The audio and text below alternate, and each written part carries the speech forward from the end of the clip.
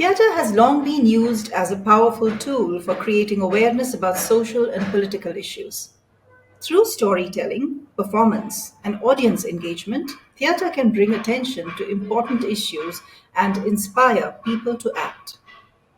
Can a dinner conversation become something that overcomes racial inequity?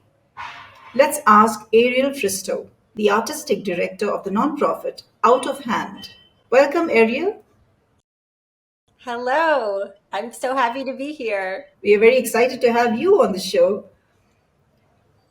Tell us, Ariel, you host dinners as part of your nonprofit, the Out of Hand Theatre. Why the name Out of Hand?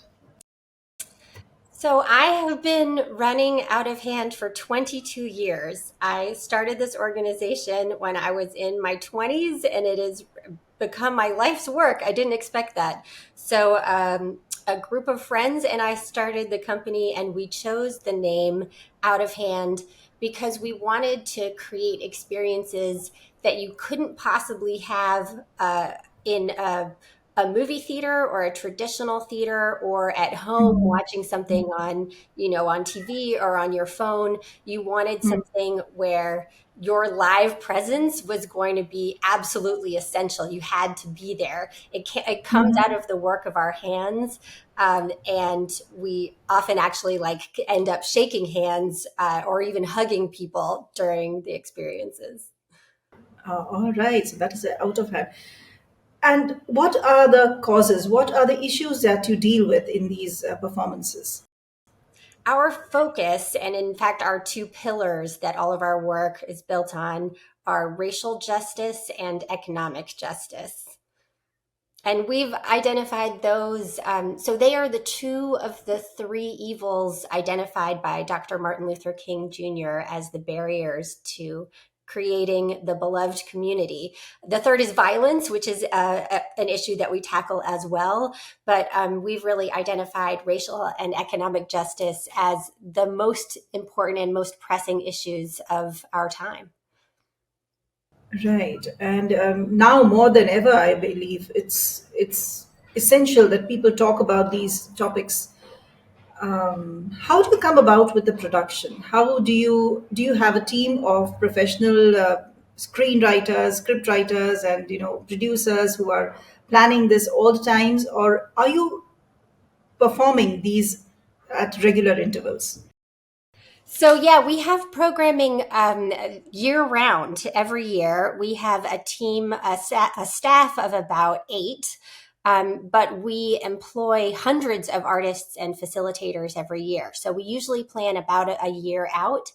And for equitable dinners, we also have a design team that meets once a week throughout the year that thinks about what issues do we want to address next, and then do we want to get a speaker? Who is the right playwright for that one? Who are the subject matter experts and the community partner organizations that we want to bring into that conversation? So that's one of the unusual things about us, is that all of our work is done in partnership with other organizations. We actually never want to be the subject matter experts. We are the people who bring the tools of theater in service to our community partners, but we always work with subject matter experts. So just this past Friday, in fact, we premiered a show as one of what we call our shows in homes. That's a collaboration with Georgia Justice Project. Excuse me, I'm saying the wrong thing. Last year's show in homes was a collaboration with Georgia Justice Project. This one is with Partnership for Southern Equity. And it's a play about the American activist Shirley Chisholm, who was the first Black woman to be elected to Congress. And it's a program designed to inspire people to become more involved in political action and activism today. Oh, wow. So it is a long process. It's not something that you think of today and within a couple of months or 3 months you come up with a production. And so you said living rooms also, right? You go to people's houses and you perform there.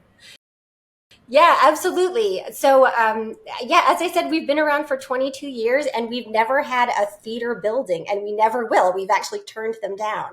It's an important part of our mission to bring theater to spaces where it's not happening otherwise, and to spaces where people are already gathered. So, most of our programs happen in people's homes, in houses of worship, in businesses, and in schools.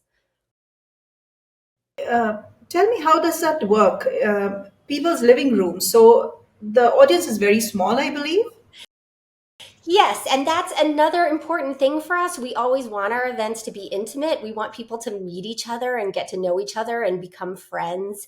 So, at equitable dinners, normally it's just 10 people gathered around each dining room table, in people's homes. And then if you're in a church hall or a school, you might have 4 or 6 tables.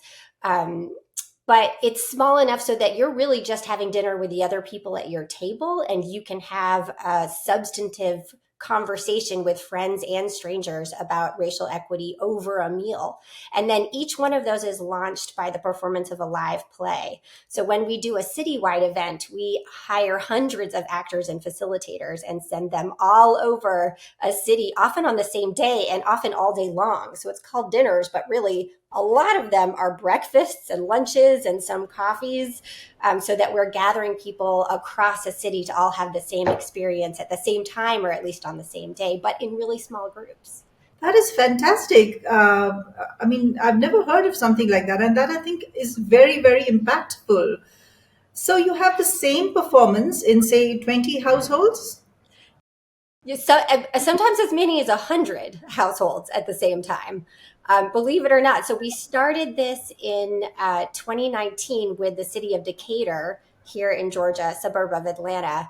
And our goal was to get 1,000 people to all engage in equitable dinners on the same night. And at that time, we had no idea if we could get 1,000 people to sign up for this or not. And we were so thrilled when 1,400 people signed up for 1,000 spots, and we were able to make room for 1,200 people. So we had 80 actors and 120 facilitators spread all over Decatur, and really the outskirts of Decatur as well. And these 80 actors all performing their own versions, but the same words at the same time all over the city.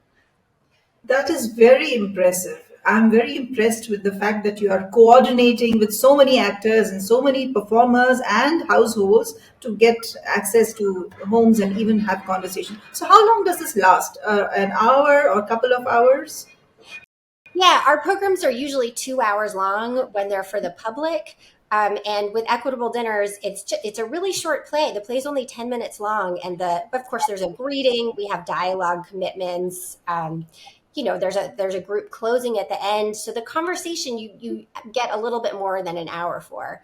I'll have to say we also do a lot of these for companies and schools during the day, and those are usually 90 minutes because companies don't usually Okay. have a full 2 hours to devote during the workday to a Yeah, I get that. Yeah. And who arranges the food? The hosts always arrange the food. This is one of the ways Oh, that we're able to make this work. And in fact, like in our shows and homes, the one that we did this weekend, it will always be a cocktail party. Basically, there will be snacks, hors d'oeuvres, often wine or beer, soft drinks, and so we love it when people get together and break bread together, and we love to incorporate art yes. and conversation and a party or a dinner, or there's something really magical that when you're a host Right. or guest in someone's home and you break bread together. Yes, it's time-tested method, isn't it? Breaking bread together and talking. Meals always tend to bring out conversations and talk. And you. So tell me, suppose at a dinner there is a person who is talking about the food so much and not so much about the topic that you want to be introduced. How do you deal with that? So this is why we have a trained facilitator at every single table. It's important. And if the conversation is going really well, that person may say almost nothing.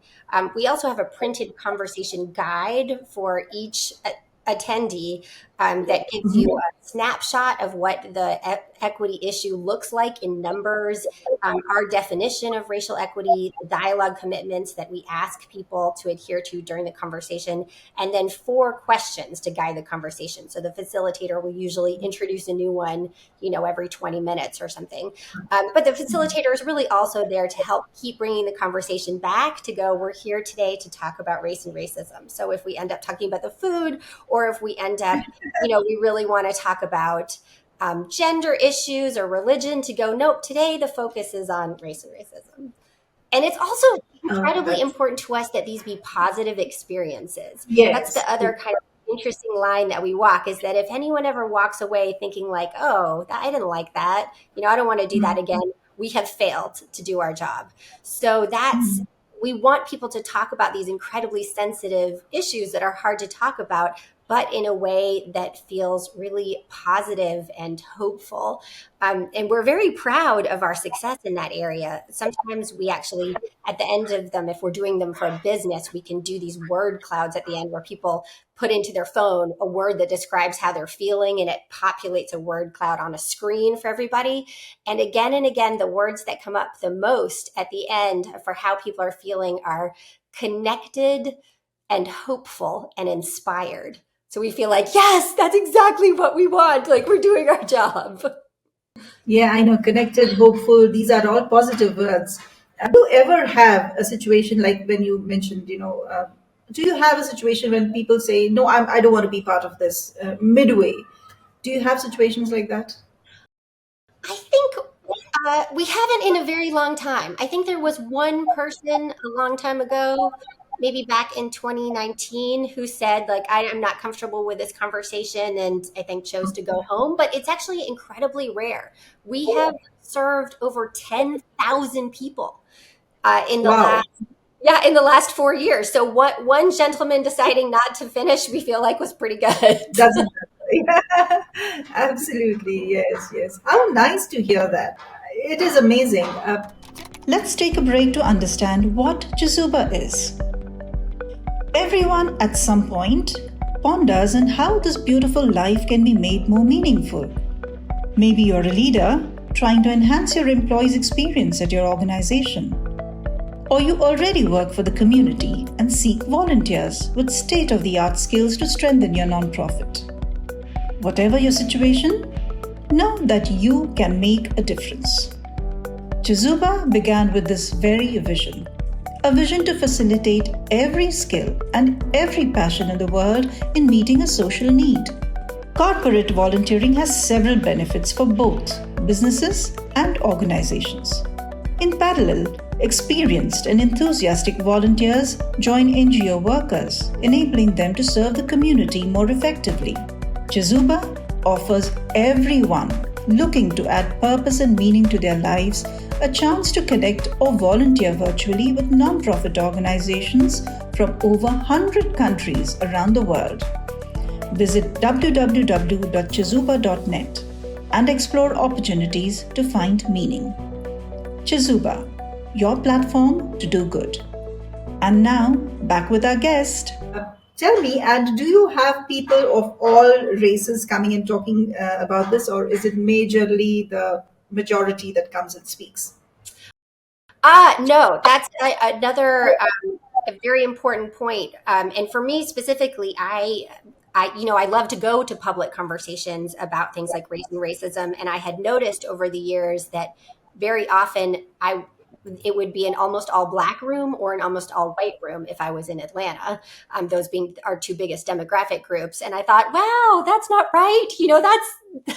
That's not what we want in this conversation. And I think it's a mix of the partners who we have, the people on our team. They're incredibly good with outreach. And so what we find over and over again is that about 60% of participants are white and 40% are people of color. And of those, the majority of them are Black, which makes sense given Atlanta's demographics. Okay, that's good to know. That's good to know.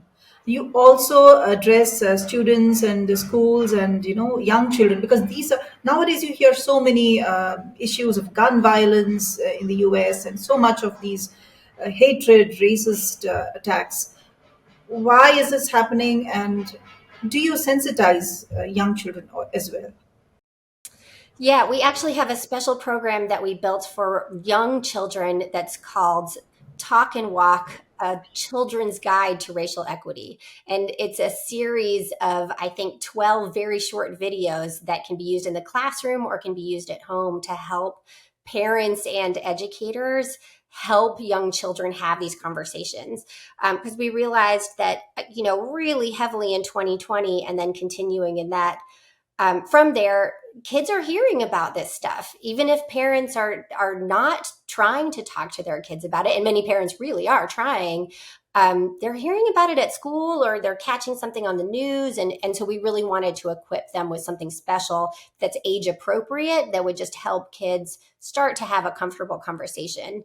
But Equitable Dinners, the full program, we do a lot of times for high schools and colleges, less often for that the full program for kids who are younger than that. And one of the things that we love to do is to train groups of high school and college facilitators so that when they are having conversations, they can have them among their peer groups and not have any, of us older fuddy-duddies at the table, and really speak honestly from their own generation.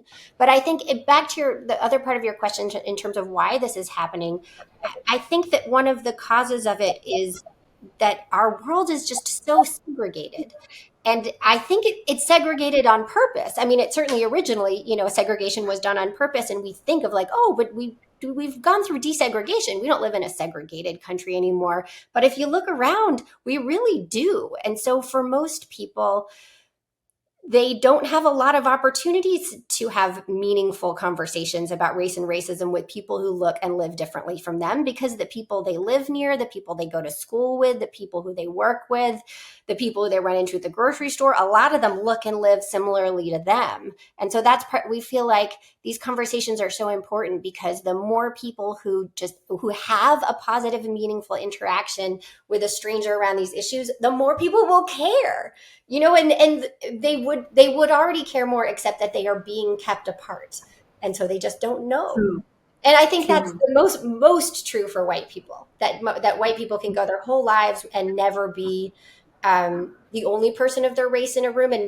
maybe even never be in the minority of a race in a room. And Yes, so we just don't, a lot of us just don't know. true. Looking at this work that you're doing, did you ever face any kind of threats from people who are against what you are doing?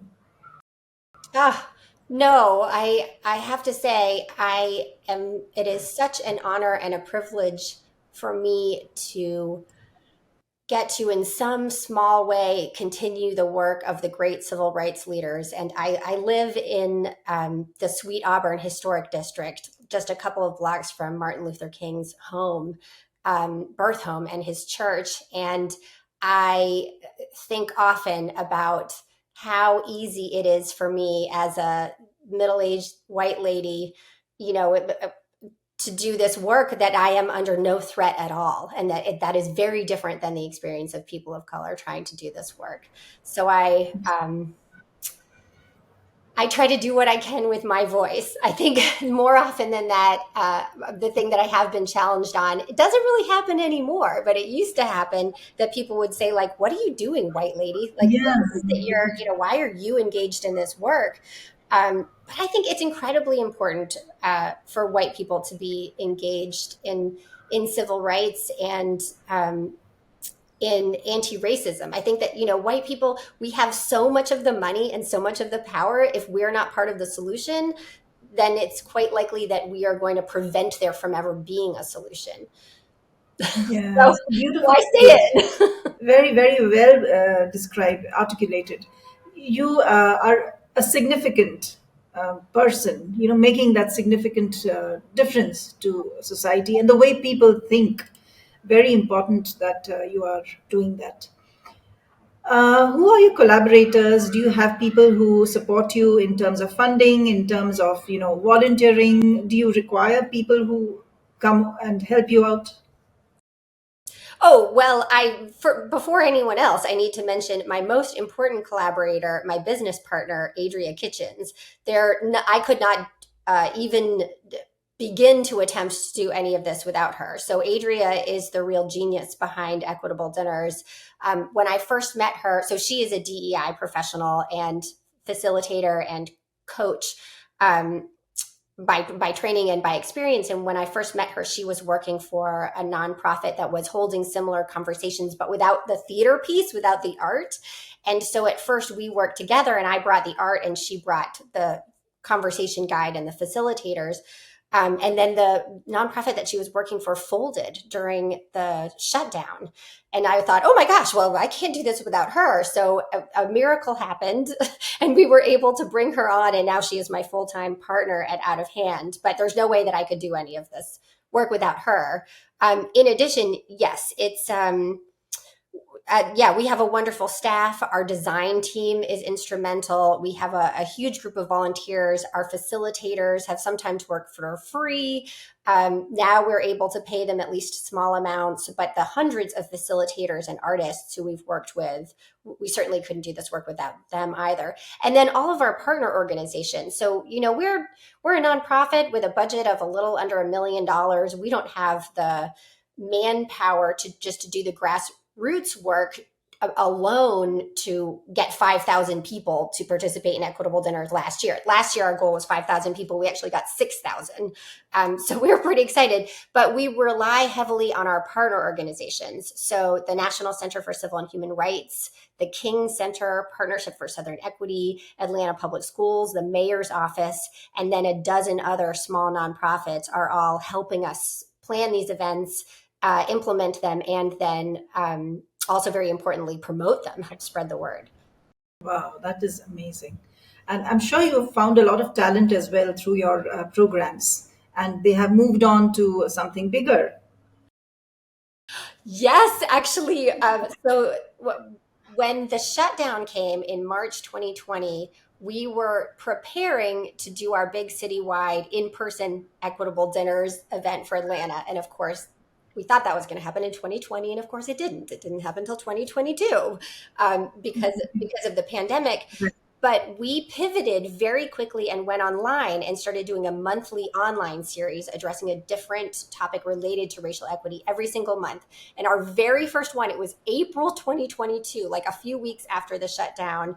Dr. Kamara Jones, the renowned really world expert on the effects of racism on health, was our guest speaker online.